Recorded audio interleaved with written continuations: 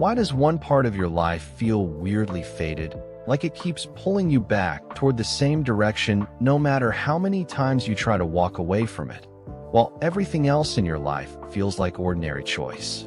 If you have a rare aspect pattern in your chart called a yod, sometimes nicknamed the finger of fate, that pull is not a coincidence, and it's not a metaphor. It's 3 planets locked into a specific shape that keeps redirecting you toward one unusually persistent purpose. Here's what makes a yod different from almost every other pattern in astrology. 2 planets sit in an easy, comfortable sextile with each other, but both of them also reach toward a 3rd planet, called the apex, using an awkward, uncomfortable angle called a quincunx.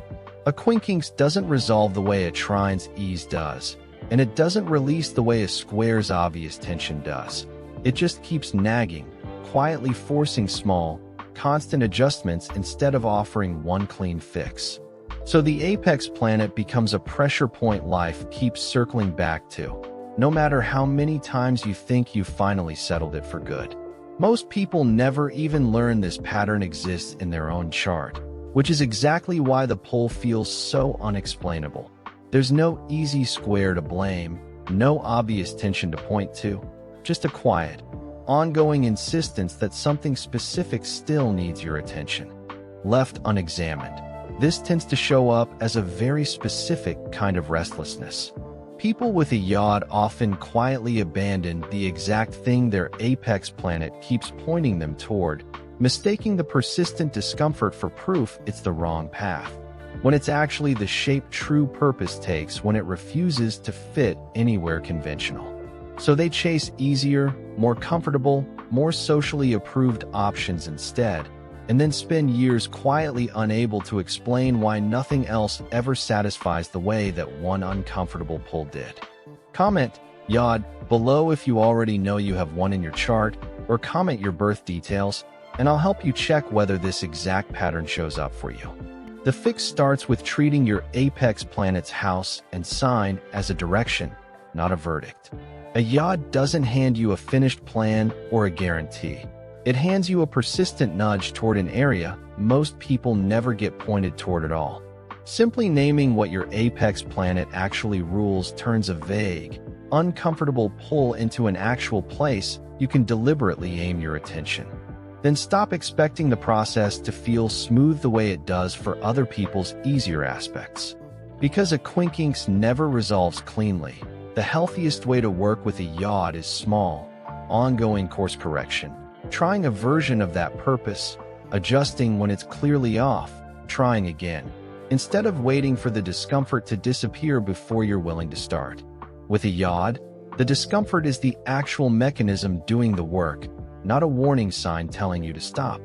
A woman I'll call Priya has a yod apexing at her midheaven, sitting right in her career house, and had quietly quit 4 separate jobs the moment each one started feeling off in a way she could never quite put into words, always landing somewhere safer and blander afterward.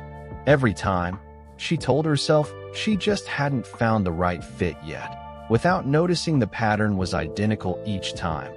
Comfortable enough at first, then a slow, specific discomfort that showed up right as the role asked more of her.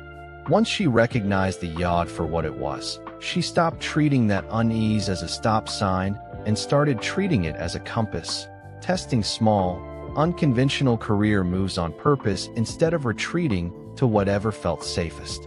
Priya's discomfort never fully went away, because that's not how a yod works.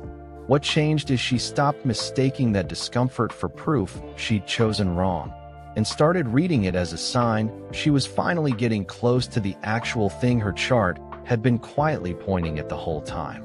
That's the entire shift, from running away from the pull every time it showed up, to following it on purpose. If this just explained a pull in your life you could never quite name or shake, like this video. Comment yod below, and I'll walk you through checking your own chart for this exact pattern. This is Shadow Work, the series that names what's actually underneath a pattern, not just the surface trait everyone already knows. Subscribe if today's episode explains something your birth chart alone never could.